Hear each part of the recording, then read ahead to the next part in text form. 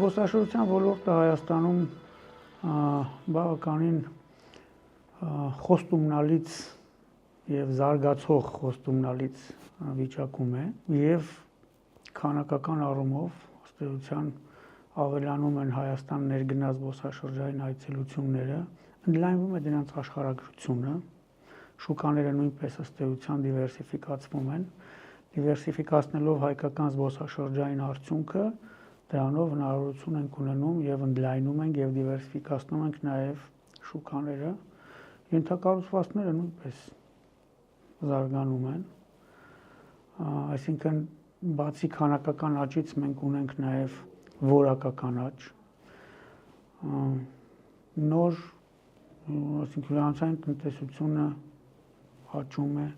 հանրային սննդի ծառայությունները աճում են, ունենք ավելի շատ խնդիր ժամանցի, զվարճանքի օբյեկտների առումով, հատկապես հանրապետության մարզերում, սա շատ կարևոր է, որտեղ կա այդպիսի քաղաքականություն եւ բավականին արդյունավետ իրականացվում է, եղել եւ մնում է դա կարևոր խնդիրներից մեկը քաղաքականության զբոսաշրջությունը ապակենտրոնացնել Երևանից դեպի հանրապետության մարզեր։ Դրանով իսկ իհարկե նպաստելով համաչափ տարածքային տնտեսական զարգացմանը։ Եվ այս առումով Երևանը բավականին հագեցած է բոլոր տեսակի ենթակառուցվածքներով եւ հանրային սննդի եւ գիշերակացի եւ ժամանցի ենթակառուցվածքներից նման հնարավորություններից, բայց այո, ինչ վերաբերում է մարզերին, այստեղ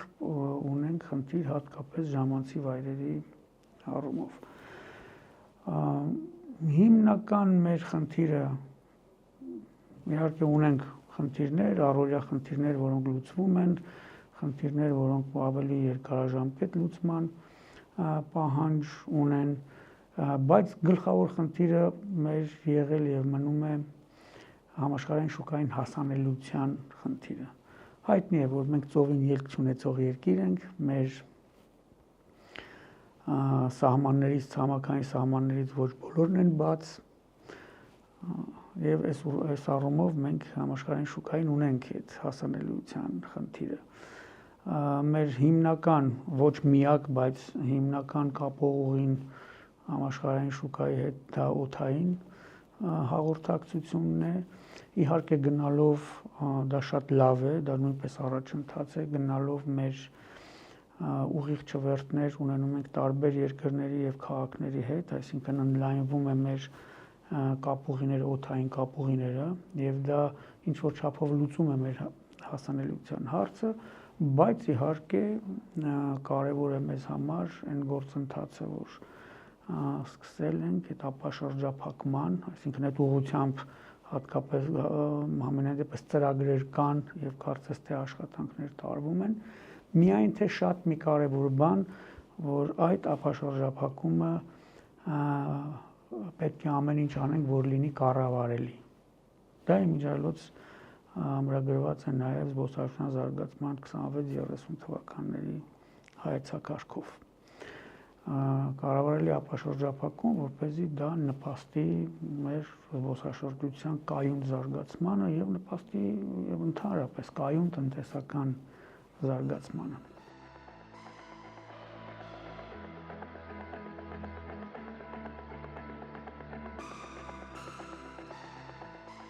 Թվային ցուցանիշների հետ կապված Հայաստանում, այն օրանկախ Հայաստանում եւ Հայաստանը որպես անկախ զբոսաշրջային երկիր իր պատմությունը սկսել է մի փոքր ուշ անկախացումից հետո, որովհետեւ այն ժամանակ պատերազմ, շրջափակում, երկրաշարժ, էներգետիկ ճգնաժամ, այս բոլոր բացասական գործոնները բնականաբար չէին կարող բացասական ազդեցություն չունենալ զբոսաշրջության վրա եւ ավելին ասեմ, բնականաբար թույլ չէին տալու եւ պայմաններ չէին ապահովելու զբոսաշրջության զարգացման համար։ Բայց իրավիճակը քիչ փոքր ինչ կայունանալուց անմիջապես հետո, քանի որ զբոսաշրջությունն ունի այդ ապրելու ունակությունը, այդ ակտիվությունը, այդ կենսունակությունը, անմիջապես արդեն Հայաստանում սկսեցին այդ զբոսաշրջության զարգացման գործընթացները եւ 95-96 թվականներից արդեն այդ գործընթացը սկսեց։ 97-ին Հայաստանը անդամակցել է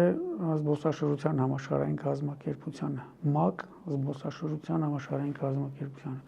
2000 թվականին արդեն ընդունվել է առաջին հայեցակարգը, զբոսաշրջության զարգացման հայեցակարգը։ Դրանից հետո արդեն սկսվել է ձևավորվել իրավական դաշտը, ինստիտուցիոնալ համակարգը, 2003-ին ընդունվել է զբոսաշրջության մասին օրենքը, որը 2004-ի հունվարի 1-ից արդեն ուժի մեջ էր։ 2000 թվականը ըստ էության, այսպես նաև պայմանականորեն համարվում է ստարտային տարի Հայաստանի զբոսաշրջության համար, առնվազն վիճակագրության առումով։ 2000 թվականին 45000 զբոսաշրջային այցելություն ենք ունեցել։ Եվ դրանից հետո անընդհատ, սկսած 2000-ից առ այսօր, մենք միշտ ունեցել ենք կայուն ու դինամիկ աճ զբոսաշրջության։ Բացառությամբ 1-2 դրվագների, մեկը իհարկե բոլորին հայտնի կորոնավիրուսի տարին, որ ամբողջ աշխարհում կանգ առավ զբոսաշրջությունը եւ այցելությունների անկում ամբողջ աշխարհով, Հայաստանը նույնպես 2020 թվականին 19-ի համեմատ 80%-ով, ավելի քան 80%-ով նվազեց Հայաստան զբոսաշրջային այցելությունների թիվը։ Եվ մեկ տարի 2015 թվականին մոտավորապես 14 մի տարի այդ տարի աճ չենք ունեցել։ Դա հայտնի էր Ռուսաստանում եղավ իրենց ազգային արժույթի ռուբլու շեշտակի անկում արտարժույթի նկատմամբ, արտագնաց զբոսաշրջությունը զգալիորեն նվազեց եւ դա կապված էր նաեւ այն ժամանակ նաև ռուս-ուկրաինական, նաև խոսքով այդ ժամանակ ամբողջ մնացած շուկաներից մենք ունեցանք աճ,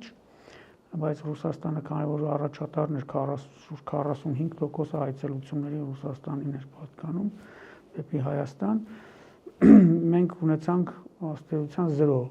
աճ չունեցանք, մինուս չունեցանք, այսպես։ Միայն այդ տարի ա եղել, որ մենք չենք ունեցել աճ։ 2001 թվականին միանգամից եռապատիկ աճ ենք ունեցել, դա նաև քրիստոնեության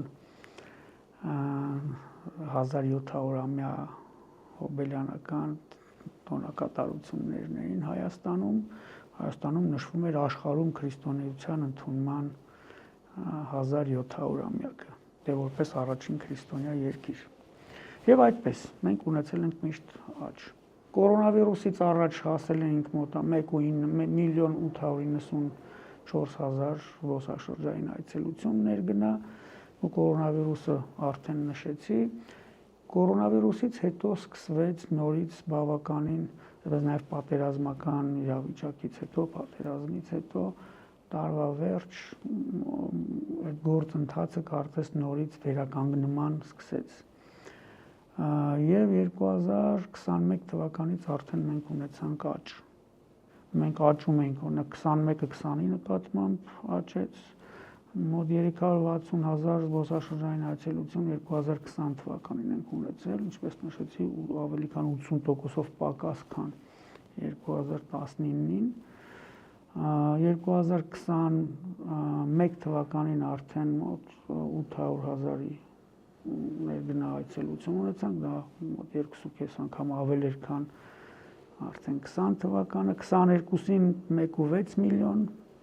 կրկնակի ավել, քան 21 թվականին, բայց դեռ չէինք հասել 19-ի ցուցանիշին։ Եվ արդեն 2023-ին մենք զգալի աճ ունեցանք ոչ միայն նախորդ տարվա 2022-ի նկատմամբ, այլ նաև նախակորոնավիրուսյան ժամանակահատվածի նկատմամբ նույնպես ունեցանք զգալի աճ, այսինքն 2.3 միլիոն ներգնա զբոսաշրջային այցելություն նախորդ, այսինքն նախակորոնավիրուսյան 1.9 միլիոնի համեմատ։ 24 թվականին շուկան, զբոսաշրջային շուկան մեզ մի փոքր նախազգուշացում տվեց, ասելով, որ մենք պետք է ուշադիր լինենք եւ բոլոր շահագրգիռ կողմերով նստենք,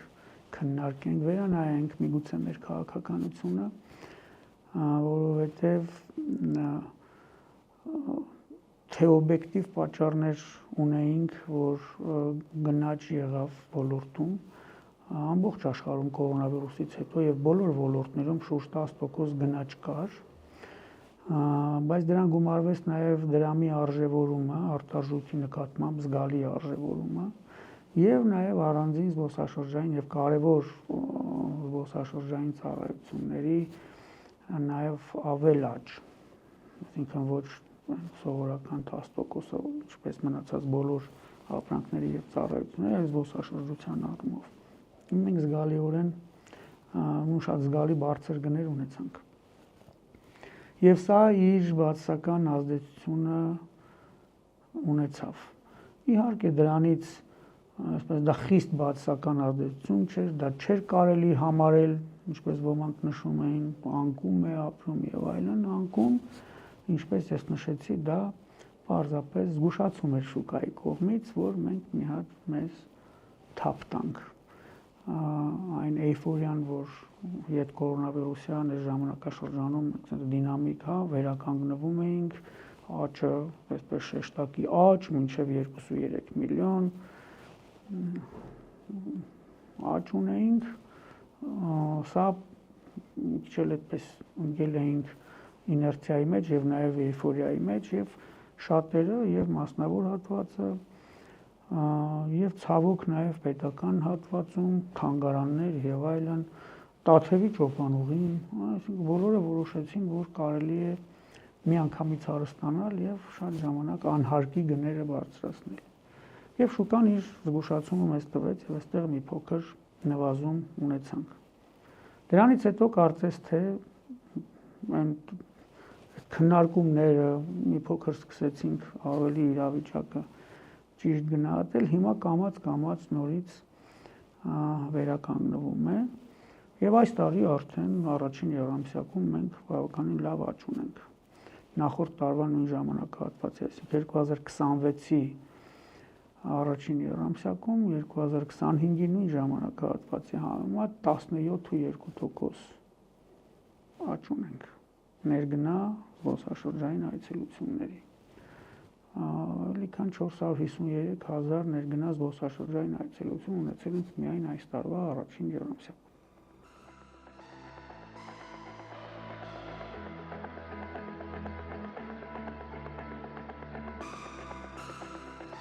Երբ մենք խոսում ենք կայուն զարգացման մասին, երբ մենք խոսում ենք նրա մասին, որ զբոսաշրջությունը մի շատ կարևոր եւ հզոր գործիք է եւ հարթակ, ի նպաստ ընդհանրապես կայուն տնտեսական զարգացման, ի նպաստ նաեւ սոցիալական, մշակութային, բնապահպանական եւ նույնիսկ քաղաքական խնդիրների լուծման, թեև երբեք զբոսաշրջությունը չի կարելի քաղաքականացնել, ես հատուկ դա նշեցի, բայց ի վիճակի է նպաստել նաեւ քաղաքական խնդիրների լուծման, այսինքն խաղաղության ամրապնդման, միջպետական հարաբերությունների զարգացման, բարելավման, կատարելագործման, Հայաստան-Սփյուռք կապերի ամրապնդման զարգացման, իսկ շատ նման նույնիսկ հարցերի նպաստելու բավականաչափ հզորություն եւ կարողություն ունի զբոսաշրջությունը։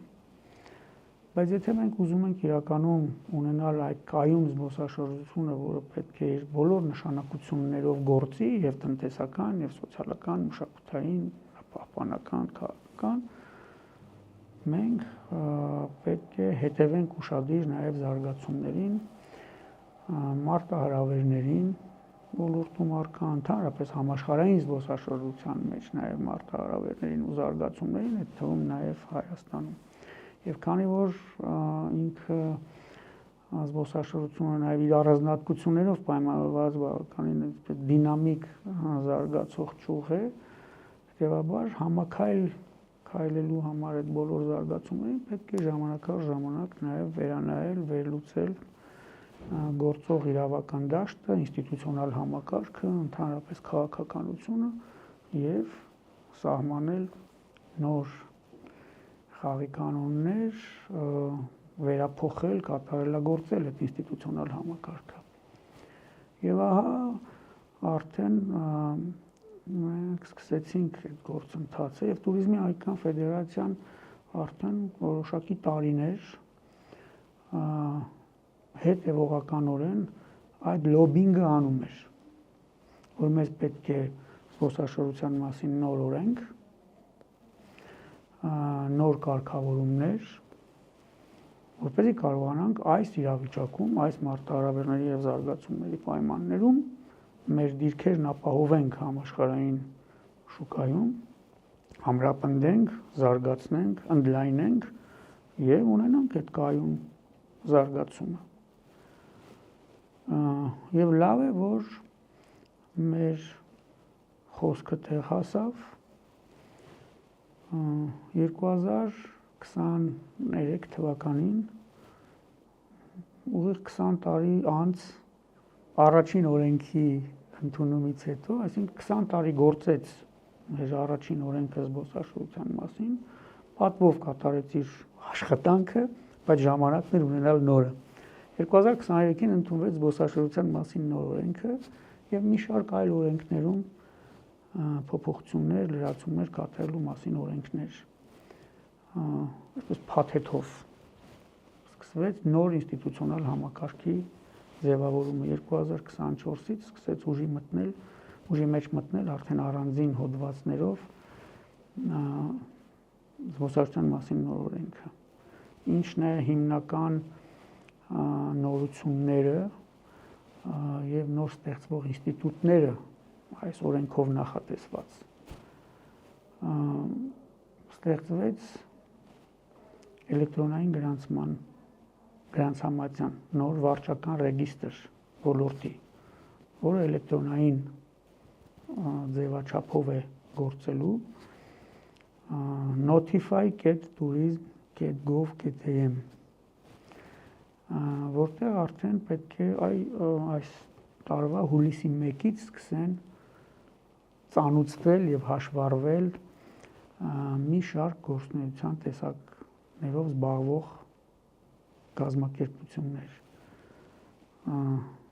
Ծանուցման ենթակա է դարձել այս օրենքով զբոսավարի գործունեությունը, ուղեկցորդի գործունեությունը, զբոսաշրջային օպերատորի, զբոսաշրջային գործակալի գործունեությունը եւ հյուրանոցային ծառայությունները։ Սրանք ծանուցման ենթակա գործունեության տեսակներ են։ Ծանուցման մասին օրենքը, տնտեսական գործունեության ծանուցման մասին օրենքով նախատեսված այս գործընթացը ըստ էության շատ նման է լիցենզավորման գործընթացին, մի փոքր այլ մեխանիզմով գործող։ Նույն ձևով նաև օրենքով սահմանվել են այդ գործունեության տեսակների նկատմամբ պայմաններ, պահանջներ, որակական չափանիշներ։ Սա նույնպես կարևոր այս նոր խոսքերից մեկն է, նոր օրենքով նախատեսված, այսինքն եւ ծանուցման մասին օրենքում համապատասխան լրացումներ եղան իմ թվարկած գործունեության տեսակների մասով եւ զբոսաշրջային մասին օրենքով նույնը նախատեսվում է, որ այս գործունեության տեսակները ծանուցման ենթակա են եւ նրանց նկատմամբ սահմանված են որոշակի որակական չափանիշներ, որոնք պետք է մենք հետևողականորեն ապահովենք դրանց իրականացումը։ Սա պետք է նպաստի մեր ծառայությունների որակի ամրապնդմանը, պահպանմանը, զարգացմանը, այսինքն մենք շարունակական պետք է ապահովենք որակյալ ծառայություններ ոլորտում։ Այսինքն եթե մենք ուզում ենք լինենք համաշխարհային շուկայում մրցունակ, մենք մի շարք համալիր միջոցառումներ պետք է իրականացնենք։ Դրանցից մեկը որակի ապահովումն է։ Օրինակ որակական չափանիշներ գործունեության տեսակները սահմանվում են որպես ծանուցման ենթակա, դրանք նաև հաշվառվում են այդ ծանուցելուց հետո հաշվառվում են այս էլեկտրոնային գրանցամատյանում, Սա նշանակում է, որ եւ դա հրապարակային պետք է վարվի եւ հրապարակվելու են այդ միասնական հարթակում, որ լինելու է նաեւ զբոսաշրջության կոմիտեի պաշտոնական ինտերնետային կայքում, նաեւ ինքը սա եւ գովազդ է եւ նշանակում է բոլորը բոլորի մասին արդեն գիտեն։ Մենք արդեն իմանալու ենք, հիմա չգիտենք։ Սա նաեւ տեղեկատվական համակարգի կատարելագործում է։ Մենք հիմա չգիտենք, օրինակ, քանի զբոսաշրջային օպերատոր է գործում Հայաստանում, քանի զբոսաշրջային գործակալ։ Նույնիսկ չգիտենք ըստ տեսակների քանի հյուրանոցային տնտեսության օբյեկտ ունենք գործող։ Հիմա այդ բոլորը հաշվառվելու են այդ վարչական ռեգիստրով, այդ էլեկտրոնային գրանցամատյանով հայտնի է լինելու։ Սա եւ քաղաքականության մշակման համար շատ կարեւոր պայման է, որտեղ եթե չունես համապատասխան տեղեկատվություն, այդ տեղեկատվական բազա ինչ է տիրապետում, շատ դժվար է նաև պատշաճ քաղաքականություն մշակել։ Սա եւ քաղաքականություն մշակողի եւ իրականացնողի եւ նաև հենց բիզնեսի համար է կարեւոր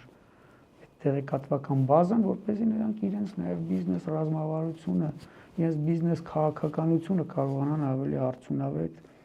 մշակել եւ իրականացնել։ Նույն օրենքով զբոսաշրջային ավտոբուսներն են դարձել պարտադիր որակավորման ենթակա։ Սա եւ նաև ոլորտում այս ծառայությունների անվտանգության ապահովման եւ որակի ապահովման կարևոր պայման է։ Սա շատ կարևոր է։ Եվ սա նաև նպաստելու է նորից մեր ենթակառուցվածքները առավել արդյունավետ օգտագործելուն։ Օրինակ, արդեն որակավորված զբոսաշրջային ավտոբուսների համար եւ Երևան քաղաքում եւ հանրապետության մարզերում պետք է ապահովեն հատուկ անվճար կայանատեղիներ։ Բացի այդ, դա եւ պայմաններից մեկն էլ նա է, որ միայն որակավորված զբոսաշրջային ավտոբուսներն են Հայաստանի տարածքում իրավունք ունենալու զբոսաշրջային ուղևորափոխադրումներ իրականացնել։ Սա ըստ էության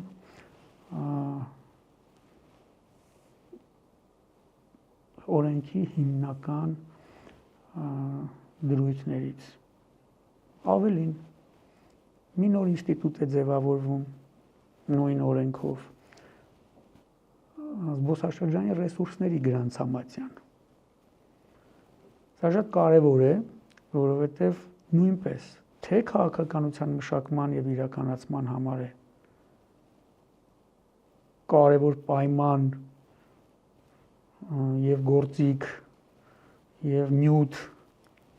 որտեղ մինչեւ մենք չիմանանք թե ինչ ռեսուրսների ենք տիրապետում, չենք կարող արդյունավետ քաղաքականություն մշակել ոլորտի։ Եվ դա շատ կարևոր է նաև հենց բիզնեսի համար։ Ավելի լավ տիրապետելով զբոսաշրջային ռեսուրսներին, մենք ավելի մրցունակ, բազմազան զբոսաշրջային արդյունքներ կձևավորենք եւ համաշխարհային շուկային կներկայացնենք եւ դա էապես կնպաստի մեր մրցունակության բարձրացմանը։ Ռեսուրսների գրանցամատյանը նույնպես վարվելու է հրապարակային զբոսաշրջության կոմիտեի պաշտոնական ինտերնետային կայքում հրապարակված է լինելու։ Իհարկե զգալի աշխատանքներ է պահանջում, որպեսզի ունենանք լիարժեք այդ գրանցամատյանը, բայց այստեղ շատ կարևոր է բոլոր շահագրգիռ կողմերի ակտիվ արդյունավետ համագործակցությունը պետական կառավարման մարմինների, տեղական ինքնակառավարման մարմինների, մասնավոր հատվածի զբոսաշրջության ոլորտի, այս բոլորս միասնական պետք է աջակցենք այդ գործընթացին եւ ունենանք այդ ռեսուրսների գրանցամատյանը։ Սրանք են հիմնական նոր խոսքերը, պայմանները եւ ինստիտուտներն են, որ զբոսաշրջության մասին նոր օրենքով ձևավորվել են։ Հիմա գործընթացում են օրենքի կիրարկումն ապահովող ենթաօրենսդրական ակտերի մշակման եւ ընդունման գործընթացները, արդեն շատերը ընդունվել են եւ այդ մասով արդեն օրենքը լիարժեք գործում է, որտեվ օրենքը մտել է 2024-ի հունվարի 1-ից որոշ մասով ուժի մեջ, այն մասով, որ հանձնարարականներն են, որ պետք է մշակվեն այդ կարգերը եւ այլն, կարգերի ընդունման պայմանավորված են արդեն մի շարք այլ դրույթներ օրենքի, այսինքն եթե մենք ասում ենք այդ ծանուցման ենթակա է զբոսաշրջային օպերատորի եւ այլ, հա, գործակալի մյուսի գործունեությունը, բայց դա դառնում է ուժի մեջ, մտնում է ուժի մեջ այն պահից, երբ որ այդ կարգերը արդեն ուժի մեջ են։ Այ հիմա արդեն այդ կարգերն ուժի մեջ են եւ նաեւ այդ էլեկտրոնային գրանցամատյանի վարման կարգը նույնպես արդեն մտել է ուժի մեջ եւ դրանով իսկ, ինչպես նշեցի, հուլիսի 1-ից արդեն ծանուցման ենթակա բոլոր գործունեության տեսակները պետք է սկսեն հենց հուլիսի 1-ից իմ նշած հարթակում notify.tourism.gov.am այդ հարթակում հաշվառվել։ Իհարկե հյուրանոցային տնտեսության օբյեկտները բացի այն, որ հյուրանոցային ծառայությունները պարտադիր ծանուցման ենթակա են, հյուրանոցային տնտեսության օբյեկտները կամավոր որակավորում ենթակա են կամավոր որակավորման։ Սա կամավոր սկզբունքով են աստղերի համակարգի մասին է խոսքը։ Դրա կարգերը նույնպես արդեն ընդունվել են, ուժի մեջ են եւ շուտով, երբ որ արդեն մրցութային հանձնաժողովը կձևավորվի նախարարության կողմից, էկոնոմիկայի նախարարության, կընտրվեն նաեւ այդ որակավորող մարմինները, այստեղ պետական մասնավոր համագործակցությամբ դա պետք է իրականացվի, արդեն կսկսի նաեւ այդ գործընթացը։ Եվ մի կարևոր ինստիտուտ նույնպես ձևավորվել է այս օրենքով, դա զբոսաշրջավայրերի կառավարման կազմակերպությունների ինստիտուտն է։ Անգլերեն տերմինը Destination Management Organizations։ Այսինքն այստեղ նաև կառավարման ապակենտրոնացման մասին է գնում խոսքը ոլորտի։ Երբ որ մենք ասում ենք եկեք ապակենտրոնացնենք զբոսաշրջությունը Երևանից դեպի մարզեր, բնականաբար նաև պետք է կառավարման համակարգը նույնպես տարածել հանրապետության ողջ տարածքով ավելի արդյունավետ։ Քննարկումներից հետո կառավարությունը եկավ այն համոզման, որ այստեղ կարելի է օգտագործել պետություն մասնավոր համագործակցության ձևաչափը եւ այդ Destination Management Organization, հա, այդ զբոսաշրջավայրերի կառավարման կազմակերպությունները գործարկել այդ ձևաչափով։ Եվ օրենքով այդ ինստիտուտը ձևավորվեց, ենթադրելով, որ պետք է բոլոր հանրապետության ամեն մարզ այս օրենքի իմաստով դիտարկել մեկ զբոսաշրջավայր, destination, եւ այդ որը ամենքը պետք է ունենա իր այդ կառավարման կազմակերպությունը զբոսաշրջության կոմիտեի եւ հովանու եւ կառավարման եւ համագործակցության ներքո։ Այսինքն գլխավոր զբոսաշրջավայրը դա Հայաստանն է, զբոսաշրջավայրի կառավարման գլխավոր կազմակերպությունը դա ըստ էության զբոսաշրջության կոմիտեն է եւ արդեն համապատասխան մարզային կառույցները, որոնք պետք է լինեն օրինակ հասարակական միավորումներ, մասնավոր հատվածը ներկայացնող կազմակերպություններ, մրցույթով ընտրվելու են եւ զբոսաշրջության կոմիտեի հետ կնքված պայմանագրի համապատասխան իրականացնելու են այդ պետական պատվիրակված գործառույթը որպես ըստ էության զբոսաշրջության կոմիտեի մարզային կառույց։ Սա նույնպես այդ կարևոր ինստիտուտներից է։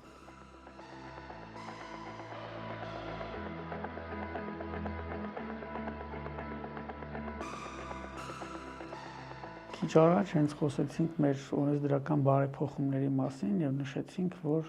այդ նույն զբոսավարի գործունեությունը նույնպես ծանուցման ենթակա է։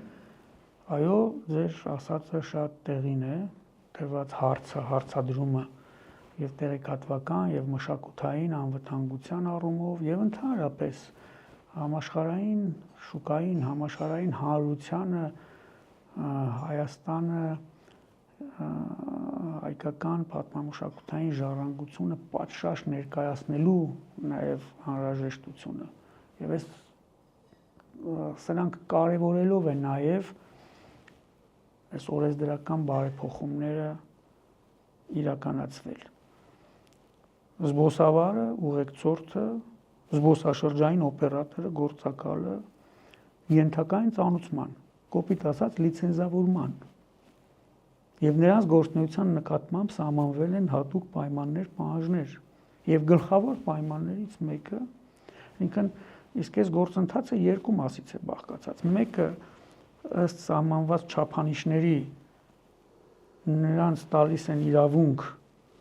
այսինքն նրանք պետք է անցնեն, ապացուցեն, որ համապատասխանում են այս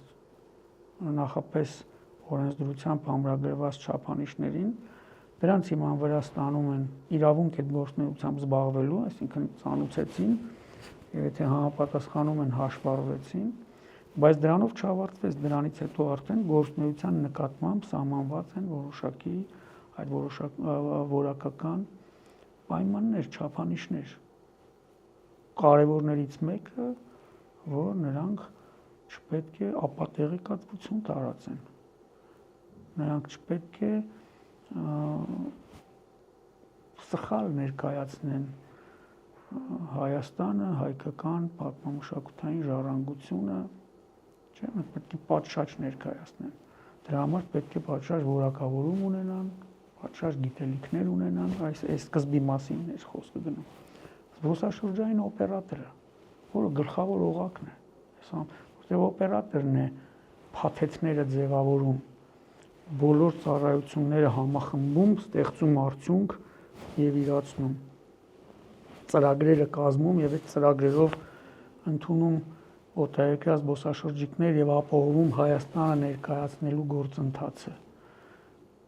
Նրանց գործունեությունը նույնպես ծանուցման ենթակա է, նրանց գործունեության նկատմամբ նույնպես սահմանված են այդ պայմանները, պահանջները։ Ես միայն մեկը նշեցի ձեր հարցից ելնելով պարզապես մշակութային տեղեկատվական անվտանգության առումով, բայց որակ նույնպես պետք է ապահովենք, մենք որակյալ ծառայություններ պետք է մատուցենք, մենք պետք է հարգենք զբոսաշրջիկի սպառողի իրավունքը ստանալու որակյալ ծառայություններ։ Դրանով ենք մենք մրցունակ լինելու։ Որքանով ապահովված է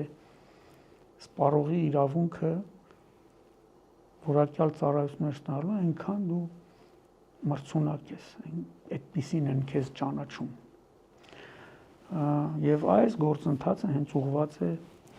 բայց մի շատ կարևոր բան նաև դուք նշեցիք, նորից խոսեցիք ապաշրջափակման մասին, ինչը շատ կարևոր է, շատ կարևոր ոչ միայն զբոսաշրջության, այլ նաև ընդհանուր տնտեսական զարգացման, հասանելիությունը աշխարհին, հասանելիությունը համաշխարհային շուկային բոլոր առումներով, ապրանքաշրջանառության եւ նաև զբոսաշրջային շրջանառության առումով շատ կարևոր է, բայց մենք պետք է այդ process-ները կարողանանք կառավարել, օգտագործելով իրավական, տնտեսական գործիքակազմ։ Այստեղ նույնպես մենք ունենք առաջարկություններ։ Տուրիզմի հայկական ֆեդերացիան հանդես է եկել բազմաթիվ առաջարկություններով, նրանցից շատերը ընդունվել են։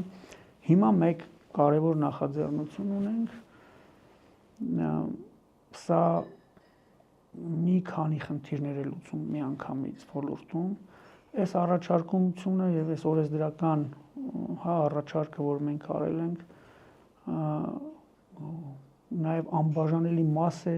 այս ամբողջ ինստիտուցիոնալ բարեփոխումների։ Եթե մենք ուզում ենք այս սկսած գործընթացը արդյունավետորեն իրականացնենք, մենք դրա բոլոր մասերը պետք է կատարենք եւ այս առաջարկությունը հանդիսանում է անբաժանելի մաս այս բոլոր օրենսդրական բարեփոխումների։ Տեսեք, քիչ առաջ մենք խոսեցինք նաև զգալի գնաճի մասին, ինչը խոչընդոտում է իրականում մեր մրցունակությանը եւ նաեւ մենք կունենանք շատ ավելի լավ ցուցանիշներ ներգնաց զբոսաշրջային այցելությունների աճի հետ կապված, եթե այս խնդիրը լուծենք։ Անդրադառնալով ապաշրջափակման հնարավորություններին, ինչը շատ կարեւոր է, եւ դրա հետ կապված ռիսկերին, ապա ուրեմն պետք է հաշվի առնենք հետեւյալը եւ այդ առումով մենք ունենք մեր առաջարկությունները։ Հիմա ինչի մասին է խոսքը։ Մենք Տուրիզմի հայկական ֆեդերացիան առաջարկել է կառավարությանը ներգնաց զբոսաշրջային փաթեթների իրացման նկատմամբ սահմանել ավելացված արժեքի հարկի զրոյական դրույքաչափ։ Այսօրվա օրենքով ազատված է ներգնաց զբոսաշրջային փաթեթների իրացումը ավելացված արժեքի հարկից։ Սակայն արդեն ժամանակն է, որ ոչ թե պարզապես ունենանք ազատված, այլ կիրառենք զրոյական դրույքաչափ ավելացված արժեքի հարկի։ Սա եւ փակում է ամբողջ շղթան եւ ըստ էության արդեն ավելի մրցունակ է դարձնում մեր զբոսաշրջային արդյունքը համաշխարհային շուկայում։ Զգալիորեն մեղմելու է գնաճը, բացի դրանից մեզ տարածաշրջանային համագործակցության եւ տարածաշրջանային մրցունակության առումով զգալի խթան է հանդիսանալու։ Վրաստանը օրինակ այս գործիքը կիրառում է 2011 թվականից։ Մենք շատ ենք սիրում եւ շատ ենք միշտ օրինակ բերում հարևան Վրաստանին, տեսեք ինչ քանակի, մեզանից զգալիորեն ավել, նույնիսկ բազմապատիկ ավել ներգնաց զբոսաշրջային այցելություններ ունեն եւ այլն։ Բայց հաշվի չենք առնում այն մրցակցային առավելությունները, որ Վրաստանը ունի եւ աշխարհագրական դիրքի եւ վարվող քաղաքականության առումով։ Այսինքն Վրաստանը 2011 թվականից այս գործիքը կիրառում է։ Մենք ինչու չկիրառենք։ Սա արդարացի է։ Այսօր իհարկե շատ լավ է, որ մենք երկխոսում ենք այս իմաստով կառավարության հետ։ Իհարկե մեր առաջարկությունը առաջինը մենք քննարկել ենք զբոսաշրջության կոմիտեի եւ էկոնոմիկայի նախարարության հետ։ Ի պատիվ իրենց կա այդ ընդհանուր ընկալումը, էկոնոմիկայի նախարարը դա ընկալել է եւ սահմանված կարգով այս նախագիծը ներկայացրել կառավարություն, արդեն շրջանառվել է։ Մեծամասամբ կառավարության բոլոր անդամները, նույնիսկ ազգային ժողովի տնտեսական հարցերի մշտական հանձնաժողովը համաձայն են այս նախագծին։ Հիմա քննարկումներ են գնում նաև ֆինանսների նախարարության հետ, պետական եկամուտների կոմիտեի հետ, այսպես կառուցողական քննարկումների մեջ ենք եւ ես ունեմ համոզմունք, որ կգանք ի վերջո համաձայնության եւ այս նախագիծը որևէ տեսքով, որևէ առավել ընդունելի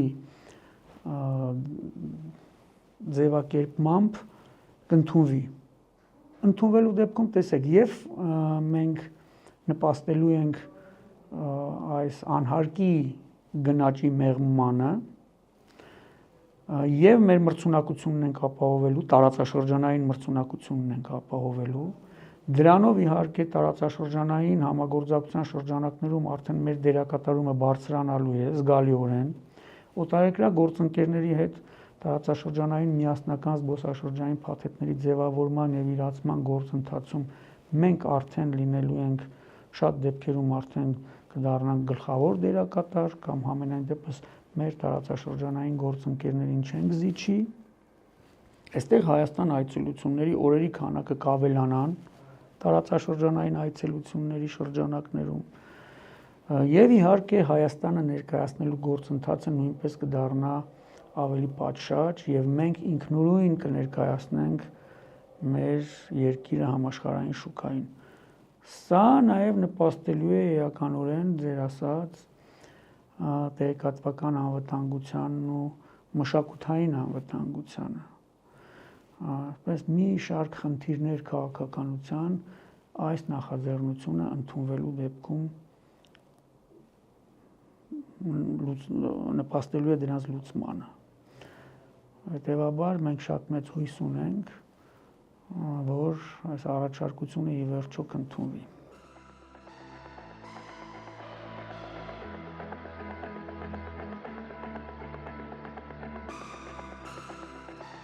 Մի շատ կարևոր բան, որ ընդհանրապես ամբողջ աշխարհում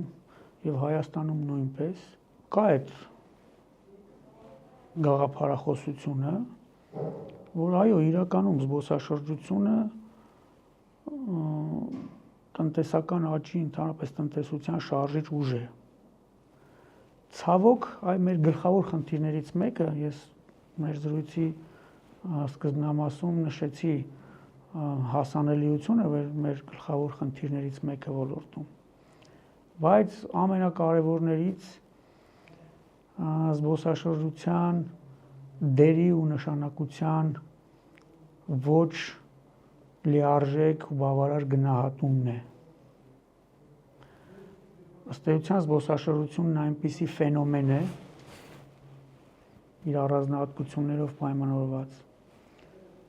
որ այո, հանդիսանում է իրականում այդ շարժիչ ուժը։ Զբոսաշրջությունը սնում է տնտեսության մնացած բոլոր ճյուղերը եւ սնվում դրանցից։ Կապ ունի անխտիր բոլոր մնացած ճյուղերի հետ տնտեսության։ Եվ մենք այս դերն ու նշանակությունը պետք է կարողանանք գնահատել։ Զբոսաշրջությունը եւ նախկին եւ այսօրվա օրենքով զբոսաշրջության հայտարարված է որպես տնտեսության գերակա ճյուղ օրենքով։ Եվ մենք դա պետք է գիտակցենք եւ իրականացնենք, չթողենք միայն հայտարարության մակարդակով, գիտակցելով իրականում, որ այո, սնում է մնացած բոլոր ճյուղերը եւ սնվում բոլոր ճյուղերից։ Սա գիտակցելով եւ նաեւ մենք պետք է ունենանք համակարգված քաղաքականություն։ Այս դեպքում այո, հենց ձեր հարցի պատասխանը մենք շատ շուտով կտեսնենք։ Իրականում դա կա, բայց եթե գիտակցենք եւ գնահատենք, դրա օգուտները ավելի շատ եւ ավելի շուտ կտեսնենք։ Մի շատ կարևոր բան նաեւ զբոսաշրջության դերի մասին, այ որ ասում էի նաեւ ունի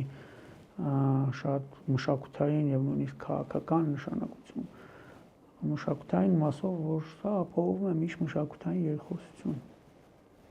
մշակութային բազմազանություն, ժողովուրդների միջև այ մշակութային կապերի, բարեկամության ամրապնդում, զարգացում եւ վերջո վերելով նպաստելով խաղաղության գործընթացին եւ այլն։ Միջազգային հեղինակությանն է նպաստում սա նաեւ երկրից, հա, Հայաստանի հայ ժողովրդի միջազգային հեղինակության ամրապնդմանը, զարգացմանն է նպաստում զբոսաշրջությունը, եթե մենք ճիշտ քաղաքականություն վարենք, արտագնաց զբոսաշրջության մասով նույնպես։ Արտագնաց զբոսաշրջության մասով մենք պարտավոր ենք եւ նաեւ պետական գործառույթ է դա ապահովել մեր ժողովրդի, մեր քաղաքացիների արժանավայել ճանապարհորդությունը եւ հանգիստը արտերկրում։ Մենք այստեղ մի շատ կարևոր խնդիր ունենք։ Դա մի շարք երկրներ, հատկապես եվրոպական երկրներ, Շենգենյան համաձայնագրի երկրներ, մուտքի վիզայի ստացման գործընթացն է։ Սկսած այդ վիզայի դիմումների ներկայացման, դրա համար հանդիպման նշանակման, այդ գործընթացից մինչև ընդհանրապես այդ վիզայի ստացման գործընթացը։ Արդեն տարիներ է այս խնդիրը բարձրացված է, արդեն տարիներ է մենք բարձրաձայնում ենք եւ ոչ միայն մենք։ Ցավոք դեռևս այդ հարցը լուծում չի ստանում։ Սա հարգանքի նշան է նաեւ փոխադարձ։ Մենք հարգել ենք շատ երկրների քաղաքացիների եւ նրանց իրավունքը ազատ մուտք գործելու Հայաստան։ Ավելի քան 60 երկրների քաղաքացիների համար սահմանված է Հայաստան առանց վիզայի մուտքի ռեժիմ։ Մնացած բացառությամբ մի շարք երկրների, որ ընդհանրապես աշխարհում անվտանգության տեսանկյունից ընդունված է փոքր ավելի բարդացված վիզայի ռեժիմ, բայց նրանցից բացի մնացած բոլոր երկրները, որոնց քաղաքացիների համար պահանջվում է Հայաստան մուտքի համար վիզա, դա այնքան է պարզեցված, նրանք կարող են ստանալ